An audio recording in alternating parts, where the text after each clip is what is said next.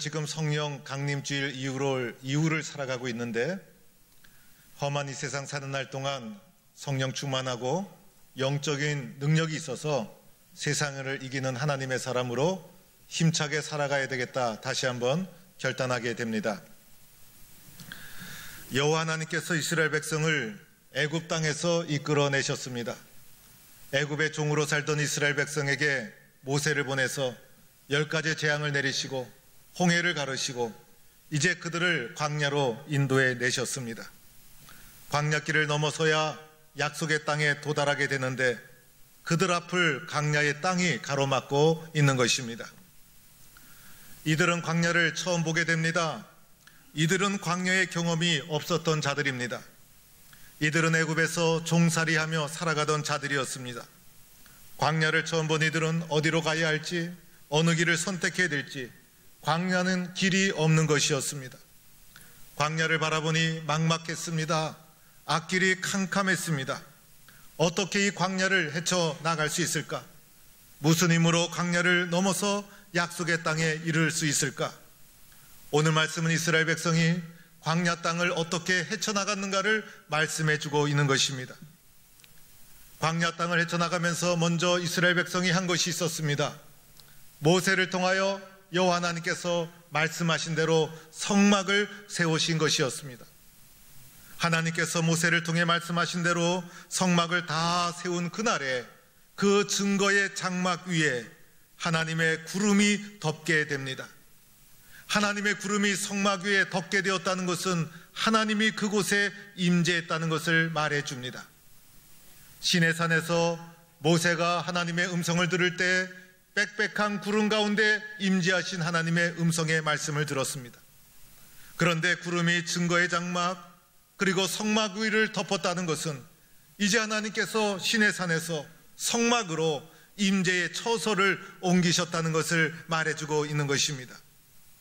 그리하여 성막 위에 구름이 덮이고 그리고 불 같은 것이 덮임으로 말미암아 낮에는 구름기둥, 밤에는 불기둥이 이스라엘 민족을 인도해 가게 되는 것입니다. 16절 말씀해 보니 항상 그러하여 라고 말씀이 있습니다. 하나님께서 항상 그들과 함께 했다는 것입니다. 한시도 그들을 떠나지 아니하시고 성막 가운데 임재하신 하나님께서 늘 언제나 동행해 주셨다는 것입니다. 출애굽기 13장 22절에 이러한 모습을 이렇게 설명합니다. 낮에는 구름기둥, 밤에는 불기둥이 백성 앞에서 떠나지 아니하니라. 광야를 앞에 두고 불안해하는 이스라엘 민족에게 하나님께서는 불기둥과 구름기둥으로 임재하여 주셔서 내가 너희를 떠나지 아니한다. 내가 너희와 함께 동행한다. 그들에게 하나님께서 함께하여 주심을 직접 보여주고 있는 것입니다. 그래야 이제 성막을 중심으로 하나님이 임재하신 그 성막을 중심으로 이제 광야길을 들어서게 되는데 광야길을 어떻게 그들이 걸어가게 됩니까? 광야에는 알다시피 길이 없지 않습니까? 광야에는 방향을 나름대로 잡을 이정표도 없습니다. 그리고 뭔가 표시가 나는 특별한 지형도 없고 건물도 없습니다. 사방팔방으로 끝없는 광야가 펼쳐져 있을 뿐입니다. 어디로 가야 합니까? 어떻게 가야 광야를 넘어서 약속의 땅을 도달할 수 있을까요? 어떻게 해야 이 넓은 광야를 헤쳐나갈 수 있을까요? 안내자도 없었고 광야를 경험한 사람도 없었습니다. 그런데 성막 가운데 구름과 불로 임재하신 하나님께서 구름기둥, 불기둥으로 그들의 발걸음을 직접 인도해 주기 시작합니다. 이스라엘 백성이 성막 위에 구름이 떠오를 때는 이동합니다. 그리고 구름이 멈출 때는 그곳에 멈추게 됩니다. 성막 위에 임재하신 구름이 인도하는 대로 이스라엘 백성이 광야 땅을 행진하게 됩니다. 이러한 이스라엘 백성들의 모습을 성경은 이렇게 설명하고 있습니다. 이스라엘 자손이 하나님의 명령을 따라 행진하였다. 그들 가운데 구름이 이끌 때는 순종해서 행진하고 구름이 멈추면 멈추고 이것을 하나님께서 인도하여 주셨고 하나님의 명령에 따라서 그들이 행진했다고 말씀하고 있는 것입니다. 사랑하는 성도 여러분, 이스라엘 백성은 광야 땅을 처음 가보는 것이었어요. 광야를 가본 사람은 한 사람도 없었어요. 그리고 광야길에 그들도 처음 들어선 곳이었어요. 여러분도 낯선 곳에 가서 방황한 적이 있지 않습니까? 낯선 곳에 가서 어디가 어딘지 몰라서 나름대로 혼란을 겪은 적이 있지 않습니까? 광야에 들어서면 동서남북을 구분하기도 어렵습니다. 어느 정도 가야 오아시스가 나오는지 알 수가 없어요.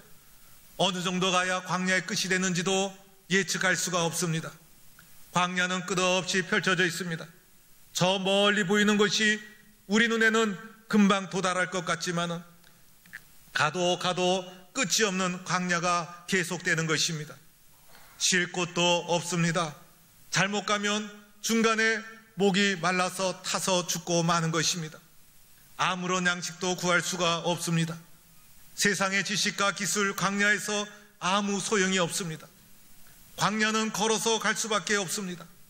한두 시간 걸어가는 것은 괜찮지만은 하루 종일 걸어간다든지 한 달을 걸어가는 것은 불가능한 일입니다. 며칠 동안 걸어갈 수도 없는 것이었어요. 방향을 잘못 잡으면 열심히 걸어가도 나중에는 자기가 왔던 곳에 되돌아오게 됩니다. 광야에서 방향을 잊어버리면 벗어날 수가 없습니다. 광야는 죽음의 위험이 도사리고 있는 땅입니다. 이러한 광야를 어떻게 헤쳐나갈 수 있겠습니까? 하나님께서 직접 구름과 불로 그들의 발걸음을 인도해 주셨다는 것입니다. 하나님의 인도가 없이는 광야길을 걸어갈 수가 없는 것입니다. 오늘 본문에서는 이러한 구름과 불로 인도해 나가는 장면을 하나님의 명령이요 하나님의 명령에 순종했다 이렇게 표현하고 있습니다. 그래서 오늘 읽은 본문에 하나님의 명령이라는 단어가 자그만치 7번이나 등장합니다.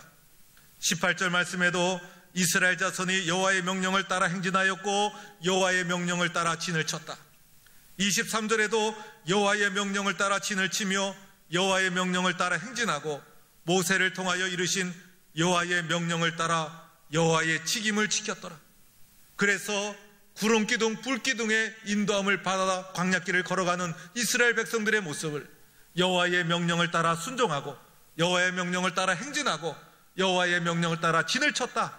그래서 하나님의 명령에 순종하며 광야길을 헤쳐나갔다 말씀하고 있는 것입니다. 사랑하는 성도 여러분, 가만히 생각해 보면 우리의 인생길도 광야와도 같은 것입니다.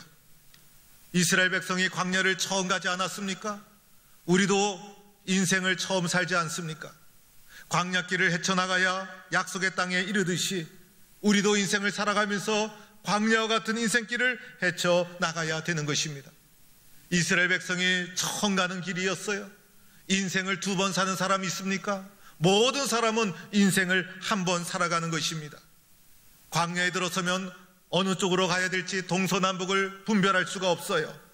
인생을 살아가면서 어느 길을 걸어가야 될지 예측할 수가 없어요. 광야를 걸어가면 우리 앞에 무엇이 놓여 있는지 알 수가 없어요. 광야 같은 인생길을 살아가면서 우리 앞에 무엇이 있는지 알 수가 없어요.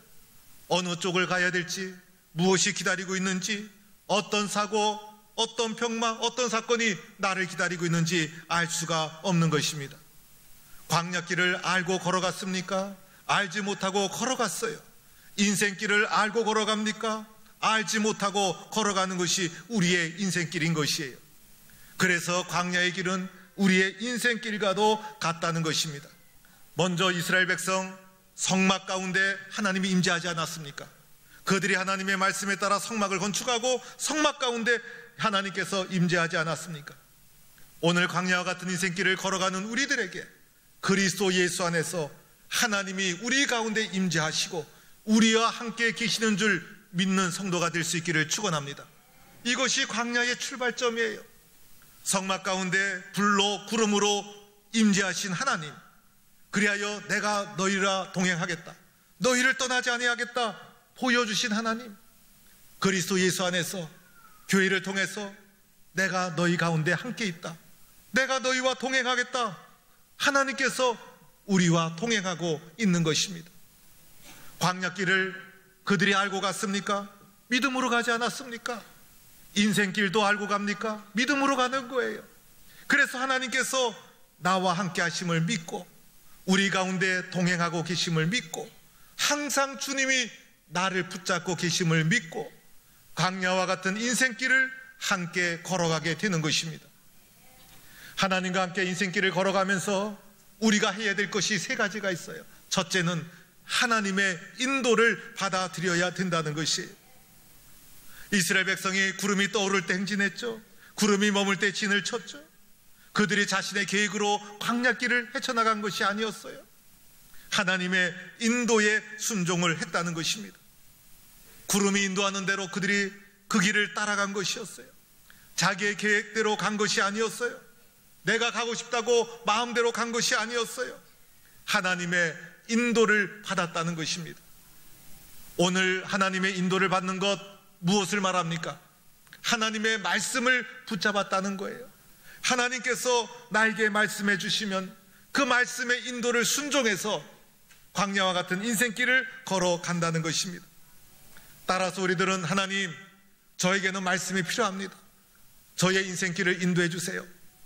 갈급해하는 심정, 사모하는 심정으로 말씀을 받아들여야 합니다.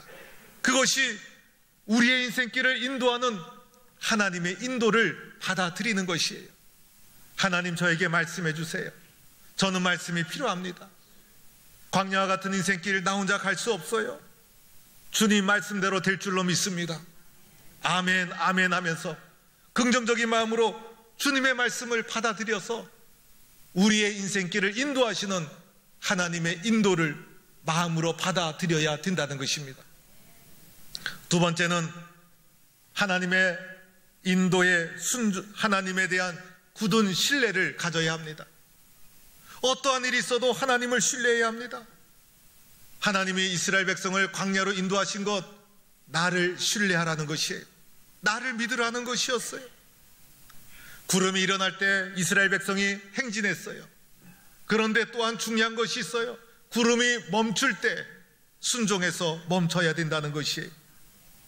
그런데 구름이 성막 위에 오래 머물 때가 있었죠. 하루 정도는 견딜 수가 있어요. 그런데 일주일, 한 달, 심지어 1년을 기다리는 거 쉬운 일이 아니에요. 광야에서 같은 장소에서 떼약 밑에서 1년을 기다리는 거 쉬운 일이 아니죠. 하나님을 신뢰하며 그래도 기다려야 된다는 거예요. 내 생각으로 판단하고 움직여서는 안 됩니다. 하나님께서 이동하라고 명령하실 때까지 기다려야 되는 것이에요. 하나님에 대한 신뢰가 없이는 불가능한 일이에요. 우리는 얼마나 마음이 조급한지 몰라요. 빨리빨리 해치우고 급하게 일을 마치려고 합니다. 멈추는 것, 늦어지는 것을 견디지 못해요.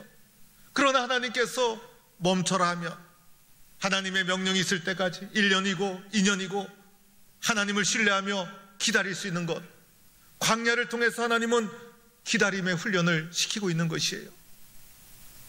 북한에 선교에 있던 케네스 배 선교사님이 계세요. 18번 북한을 갔는데 아무 일도 없다가 어느 날 갑자기 북한 당국에서 이 사람을 체포했어요. 국가를 전복하려는 음모를 꾸몄다는 거예요.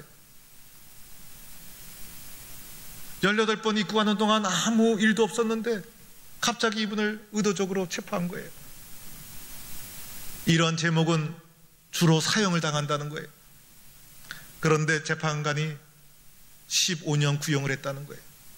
15년 동안 어떻게 감옥에 있나. 그런데 이분이 2년 만에 풀려나게 됩니다. 나중에 물어봤어요. 무엇이 가장 힘들었습니까? 기다리는 것이 힘들었습니다. 기다리는 것이 그렇게 힘들더라는 거예요. 언제 그날이 오나. 반복되는 하루하루 속에서 기다리는 것이 너무나 힘들었다. 멈추라고 할 때 순종해야 합니다. 하나님을 신뢰해야 합니다. 그런데 초급한 우리들 하나님을 의심하게 됩니다. 기다리지 못합니다. 그러나 하나님에 대한 신뢰하는 마음을 가지고 기다리라 하면 끝까지 기다리는 훈련을 하나님은 시켜나가고 있는 거예요. 광야길을 걸어가다가 어려움을 만나고 환난을 만나고 시련을 만나고 그럴 때 어떻게 해야 하는가? 하나님을 신뢰하는 마음으로 끝까지 기다릴 수 있는 신뢰의 훈련을 시키고 있다는 것이에요. 그래서 광야길을 걸어가면서 하나님에 대한 철저한 신뢰가 없이는 그 길을 헤쳐나갈 수 없는 거예요. 오늘 광야와 같은 인생길, 하나님은 우리들에게 하나님을 믿어라, 하나님을 신뢰하라, 하나님을 의지하라, 그것을 우리에게 말씀하고 있는 것입니다. 세 번째는 광야를 통해 하나님은 우리에게 순종해야 됨을 가르쳐 줍니다. 하나님의 말씀에 순종하라는 순종의 훈련을 시키는 거예요. 하나님이 가라 하면 가고, 하나님이 서라고 하면 서야 합니다. 구름이 행진하면 우리도 행진합니다. 구름이 멈추면 우리도 멈춥니다. 내 뜻대로 움직이는 것이 아니라 하나님의 인도에 순종하는 것이에요. 우리들은요, 불순종의 심령을 가지고 있죠. 의심의 마음을 가지고 있죠. 부정적인 자아와 이기적인 뿌리를 가지고 있는 것이 바로 우리들이에요. 그런데 우리들을 광야의 훈련을 통해 순종의 기질로 주님은 바꿔나가는 거예요. 그래서 약속의 땅에 적합한 사람으로, 하나님의 사람으로 바꾸어가고 있는 것이 광야의 훈련인 것이고, 오늘 광야와 같은 인생길에서 하나님의 말씀을 붙잡고 순종의 훈련을 우리에게 시키고 있다는 것이에요. 우리 교회가 1년에 한 차례 전도운동을 전개해요. 그런데 전도행전을 계속하다 보면 뜨거운 마음으로 참여하는 분도 있지만은 많은 분들이 구경하는 것을 보게 됩니다. 전도도 순종이에요. 하나님의 말씀에 대한 순종이에요. 이 순종을 통해서 순종이 아니면 깨달을 수 없는 은혜가 있는 거예요.